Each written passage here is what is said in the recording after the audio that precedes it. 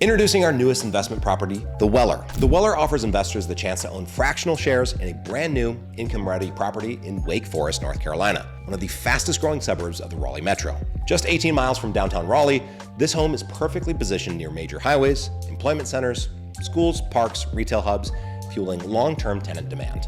The Weller is scheduled for completion in December of 2025, and this 3-bed, 2.5-bath home comes with an attached garage and is purpose-built for renters. It's got granite countertops, stainless steel appliances, energy-efficient systems, and smart home technology, which makes it both appealing to tenants and cost-effective to maintain. Rental income is expected to begin in Q1 of 2026, creating a timely opportunity for investors to lock in returns. Now, there's two things that are really interesting about this market. One, there's a surplus of high-income earners, and two, the market is very stable. Median household income is around $120,000. That's 70% higher than the state average.